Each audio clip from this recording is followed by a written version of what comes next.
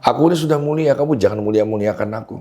Nah, hidup itu kan yang paling membahagiakan adalah bukan soal kesehatan sebenarnya, tapi soal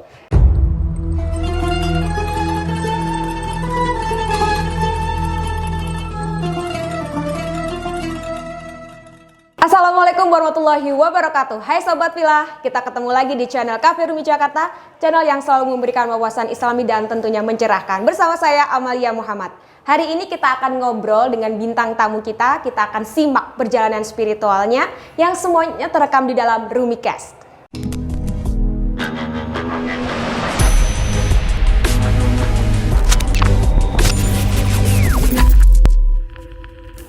Baik, sudah hadir di studio bersama saya Om Ganteng Permanen, Om Ding Doang. Assalamualaikum warahmatullahi wabarakatuh. Gimana Om kabarnya, sehat?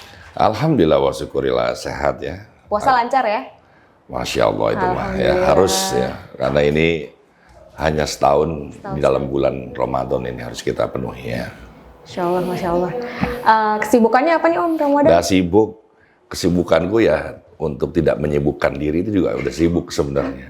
Gimana caranya nggak sibuk? Itu udah sibuk sebenarnya. Oh ya? Karena ada dua perjalanan yang mulia di hadapan Allah. Yang pertama, seorang anak muda yang izin kepada kedua orang tuanya mencium tangannya untuk menggali menimba ilmunya Allah. Nah, yang kedua ini mungkin yang saya lakukan. Ada orang tua yang sudah pensiun, yang membuka rumahnya, menerima anak-anak muda yang ingin mencari ilmunya Allah. Jadi kebanyakan orang kalau udah tua itu, iya dari rumah ke musola, musola ke rumah, rumah ke musola.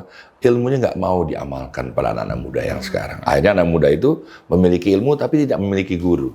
Ya. Kesibukannya sekarang adalah Tidak menyibukkan diri. Tidak menyibukkan diri. Oke, kalau kita perhatikan nih di media sosial Om ya. Suka merhatiin aku. Iya, kepo. Om lebih banyak pada kegiatan sosial, misalnya membina anak-anak, membina UMKM, kemudian menghibur korban banjir.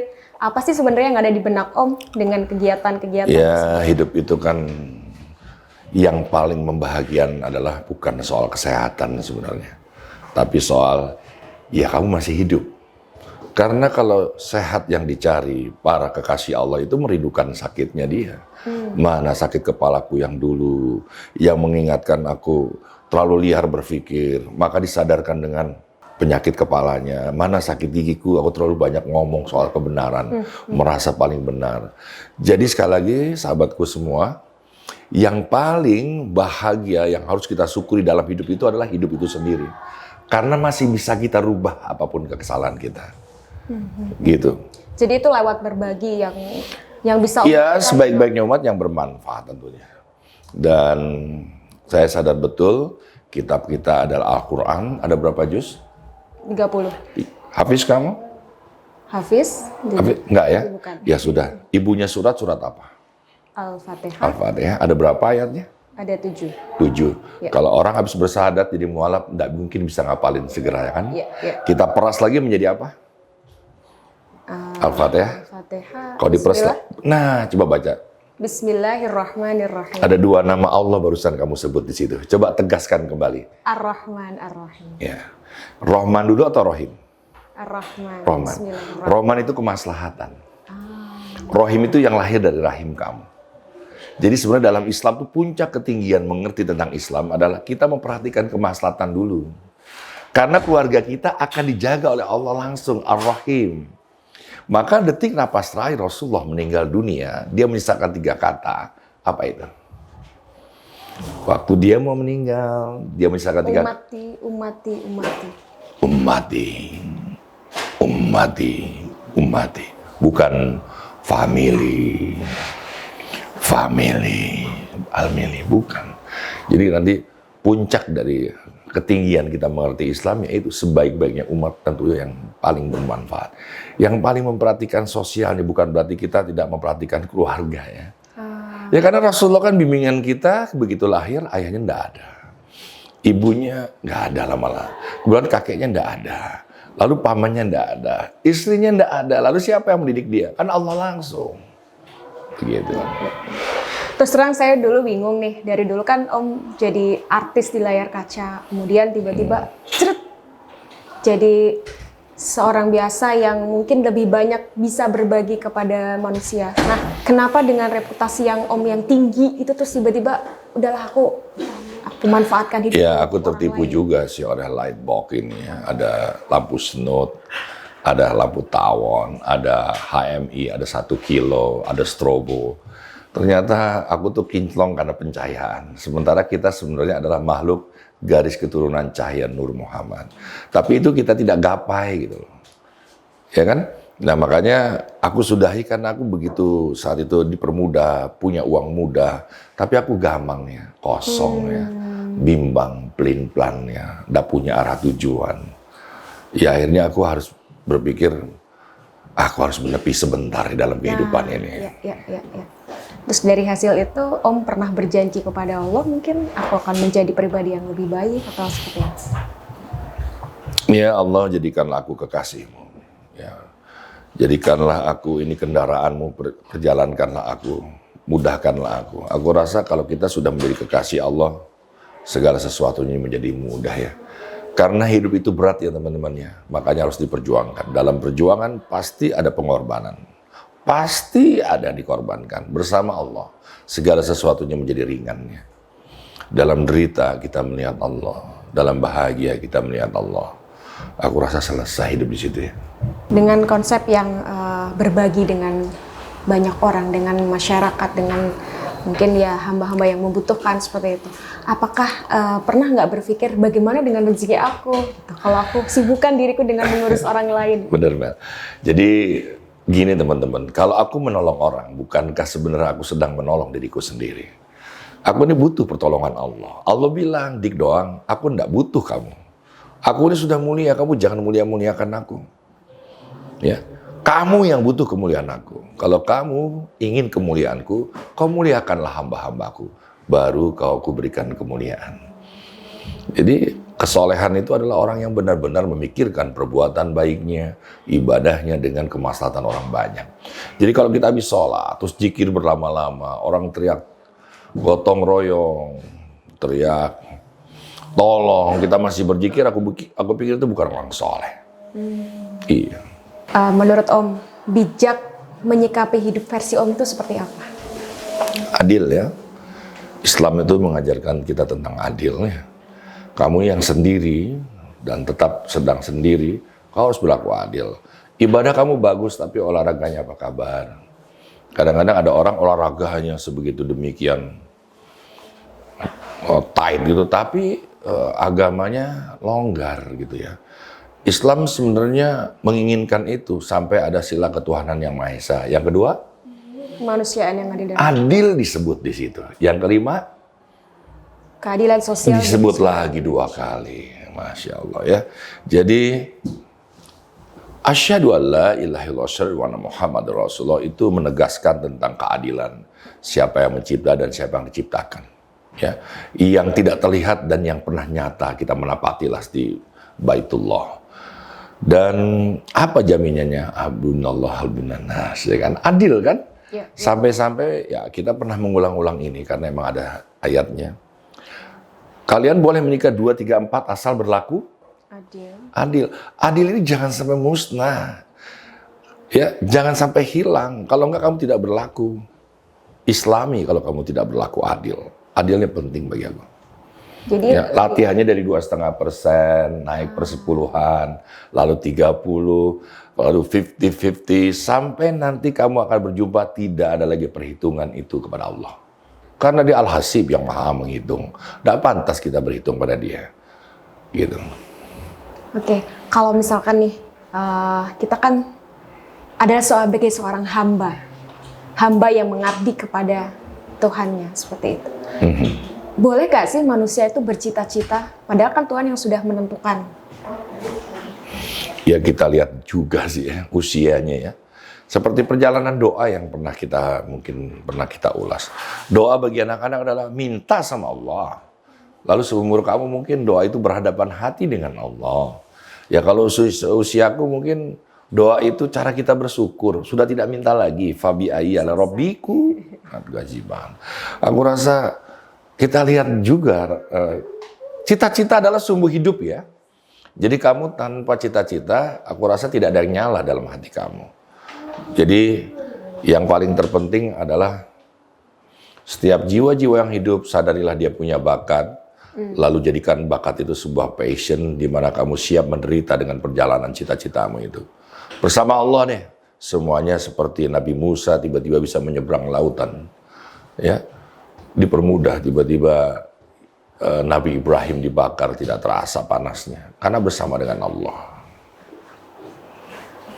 Sekarang kan Om punya rumah goa namanya di situ.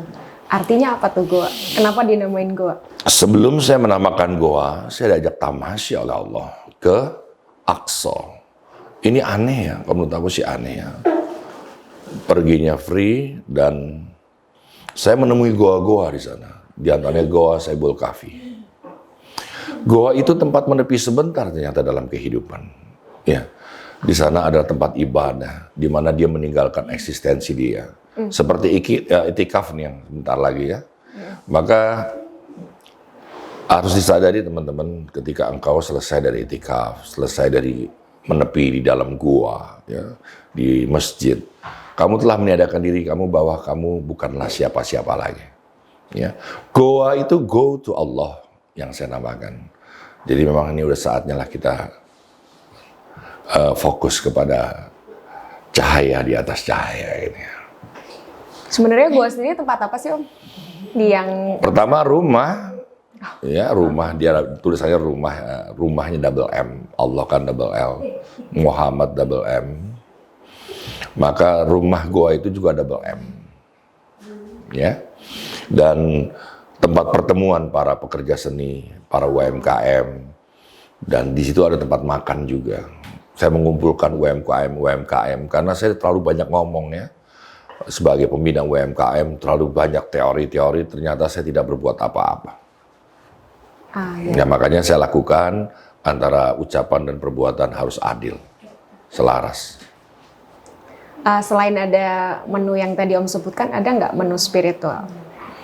Kalau itu sih jangan ditanya ya.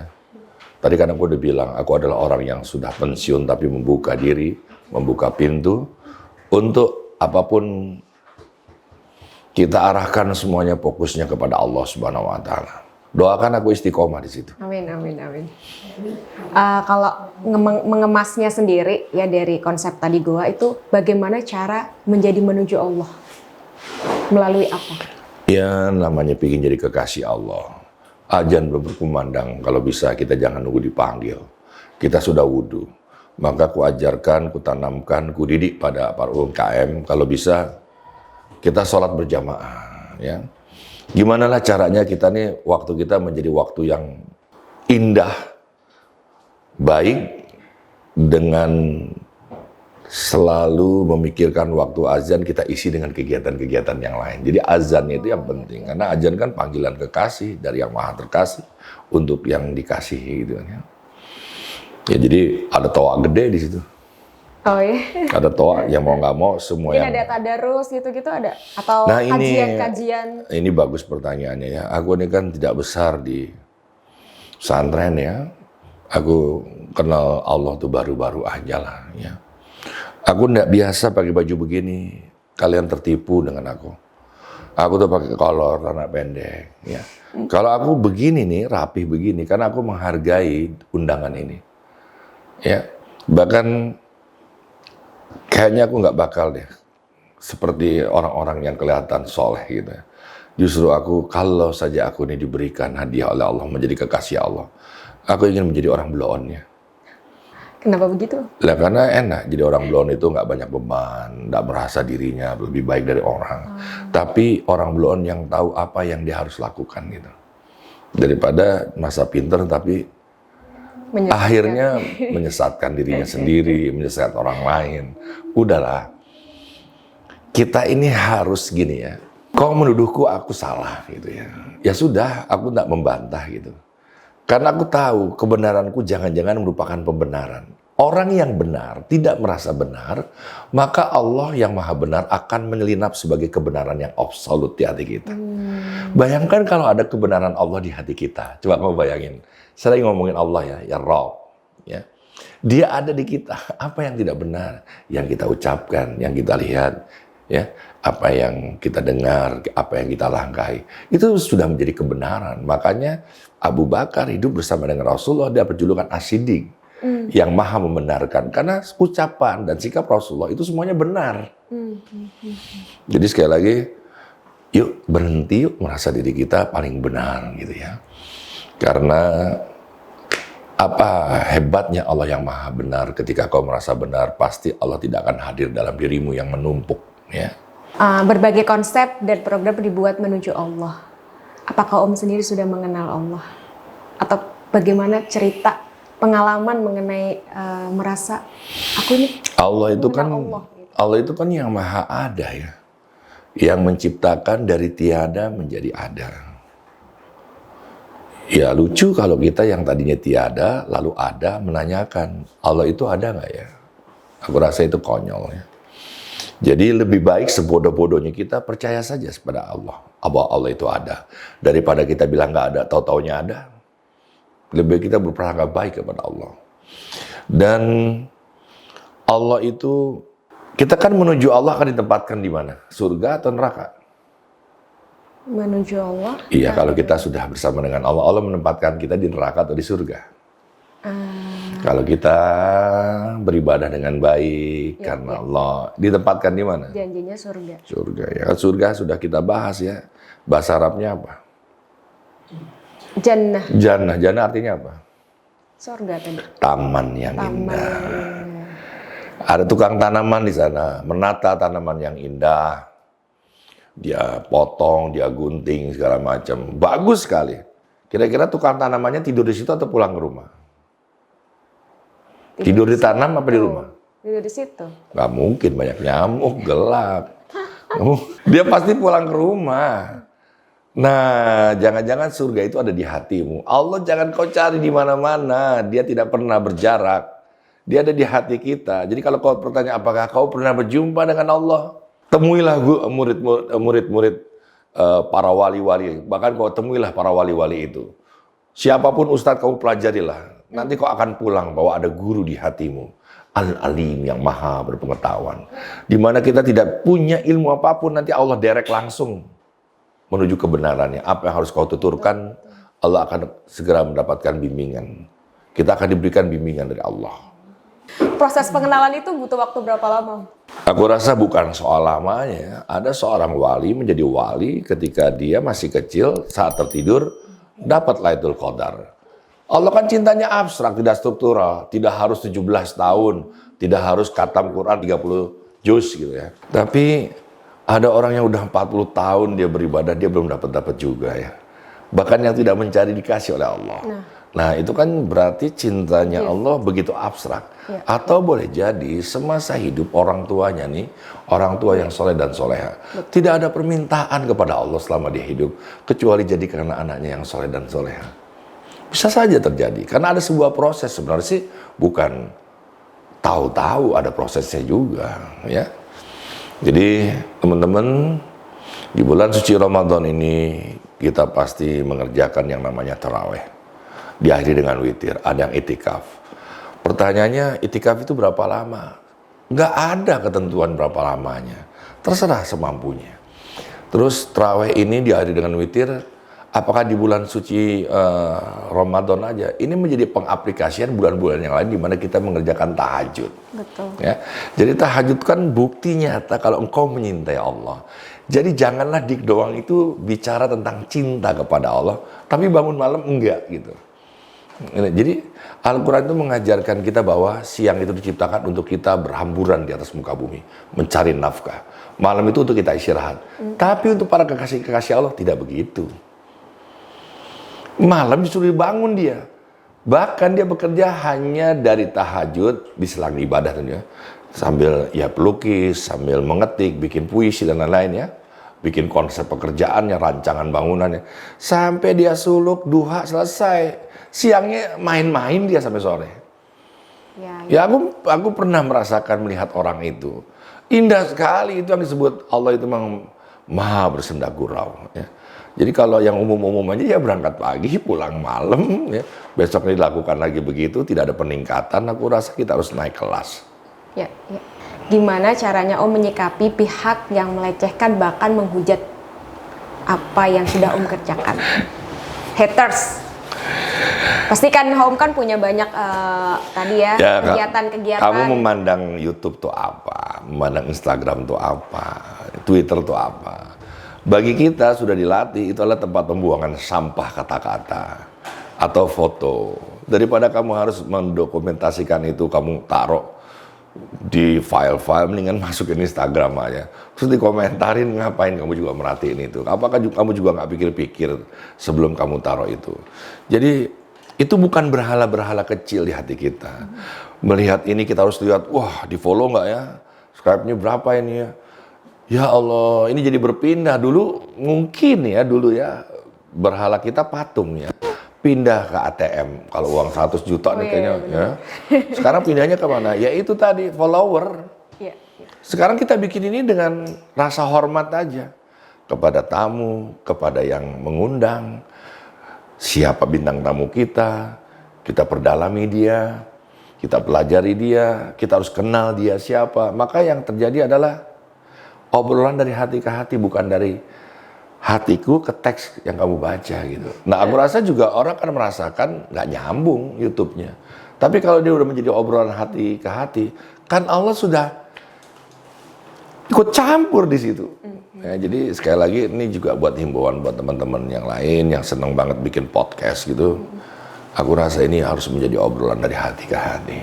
Konsep lillahi ta'ala menurut Om seperti apa? Gimana nih maksudnya konsep lillahi ta'ala? Kan kita kerjakan dengan lillahi ta'ala aja. Iya, aku rasa setiap kita niat mengerjakan apapun cukup lillahi ta'ala ya. Jangan saya mengerjakan menjadi pembina UMKM karena mereka orang-orang miskin, mudah-mudahan tidak ada lagi kemiskinan di muka bumi ini. Kita kan bukan menteri sosial dan orang miskin kan tetap harus ada.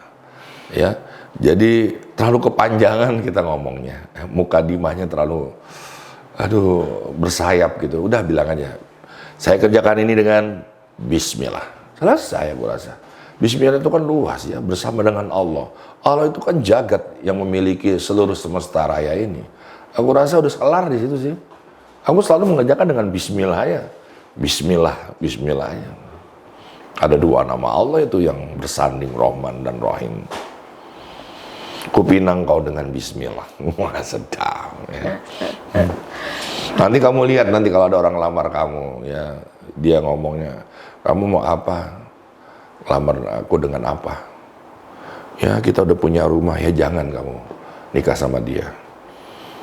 Gitu? Ya karena rumahnya kebakar nggak lama lagi ya kan gitu ya. Atau kena gempa bumi. Kamu punya apa?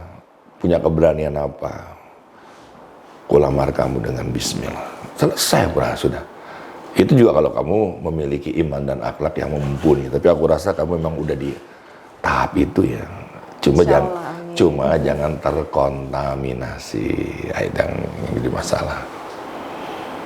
Nah, sekarang kan lagi Ramadan. Goa aktivitasnya apa nih?